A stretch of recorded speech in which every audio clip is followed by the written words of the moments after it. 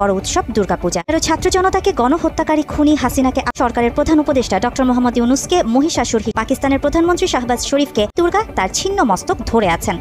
মুসলমান হিন্দুদের সাথে যুদ্ধ করার জন্য রেডি তারা। পাকিস্তানের প্রধানমন্ত্রী শাহবাজ শরীফ ও যুক্তরাষ্ট্রের প্রেসিডেন্ট ডোনাল্ড ট্রাম্পও রয়েছে। এই ছবি ও ভিডিও সামাজিক যোগাযোগ মাধ্যমে বেশ ভাইরাল হয়েছে। প্রিয় দর্শক শ্রোতা, ভারত এগুলো কি শুরু করছে? পূজা মণ্ডল যেগুলো কাহিনী শুরু করতেছে, এগুলো কি ঠিক? ডক্টর ইউনূসকে নিয়ে, ডোনাল্ড ট্রাম্পকে নিয়ে, পাকিস্তানের প্রধানমন্ত্রীকে নিয়ে, তিনটা দেশের প্রধান, এই তিন দেশের প্রধানকে নিয়ে তারা কি শুরু করছে পূজা মণ্ডলে। পুরো ভিডিওটি দেখতে অবশ্যই আমাদের চ্যানেলটি সাবস্ক্রাইব করবেন এবং লাইক, কমেন্ট, শেয়ার করে সাথে থাকবেন। তাহলে চলুন আমরা মূল ভিডিওগুলো শুরু করি।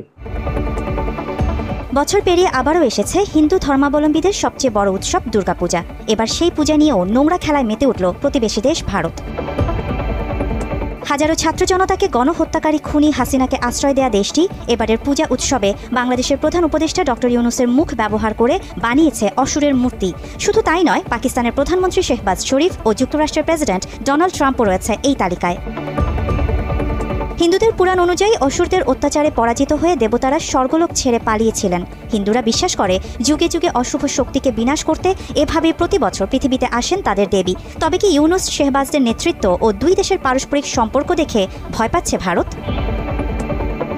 এবারের পূজায় পশ্চিমবঙ্গের মুর্শিদাবাদের একটি মণ্ডপের বেশ কয়েকটি ছবি ও ভিডিও সামাজিক যোগাযোগ মাধ্যমে বেশ ভাইরাল হয়েছে। কারণ সেখানে মহিষাসুরের রূপে বিশ্বের বিভিন্ন রাজনৈতিক ব্যক্তিত্বের মুখ ব্যবহার করা হয়েছে। ভারতীয় সংবাদ মাধ্যম দ্য উইকের প্রতিবেদন অনুযায়ী মুর্শিদাবাদের সাধক নরেন্দ্র স্মৃতি সংঘ তাদের এই বছরের থিম দহনের অংশ হিসেবে এটি তৈরি করেছে।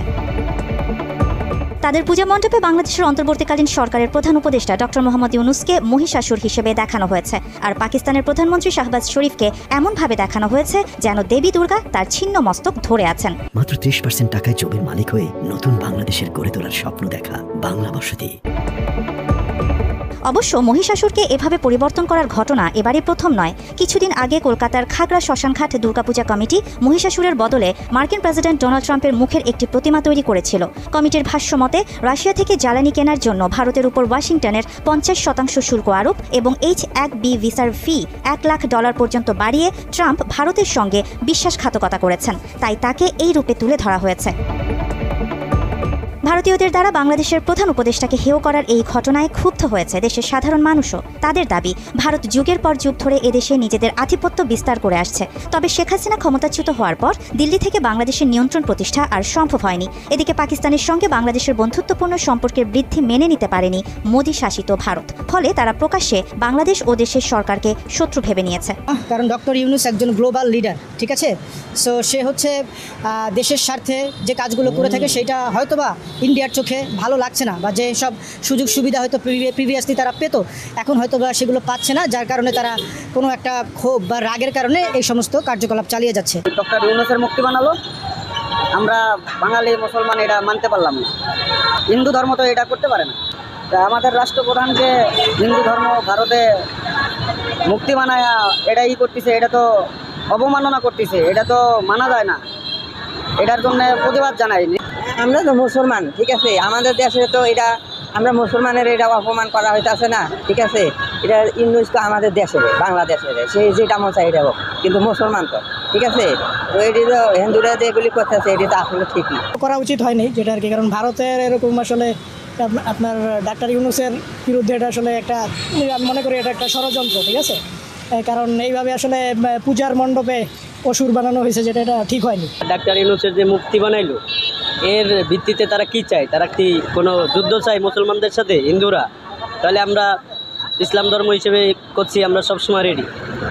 মুসলমান হিন্দুদের সাথে যুদ্ধ করার জন্য রেডি। তারা আমাদের লোকজনকে নিয়ে ইসলামী ধর্ম নিয়ে তারা মূর্তি বানাইছে, এটা খুব খারাপ। দুর্গাপূজার মাধ্যমে হিন্দুরা মন্দের বিরুদ্ধে ভালোর জয়কে উদযাপন করে। সামাজিক যোগাযোগ মাধ্যমে এ ঘটনা নিয়ে মিশ্র প্রতিক্রিয়া দেখা গেছে। নেটিজেনরা বলছেন, দুর্গাপূজায় রাজনীতি ঢোকানো ঠিক নয়। এ ধরনের সংস্কৃতি প্রতিবেশী দেশগুলোর সঙ্গে উত্তেজনা বাড়িয়ে দিতে পারে এবং পারস্পরিক সহনশীলতা কমিয়ে দিতে পারে। একই সাথে এসব ঘটনা কূটনৈতিক দিক থেকেও ঘৃণিত।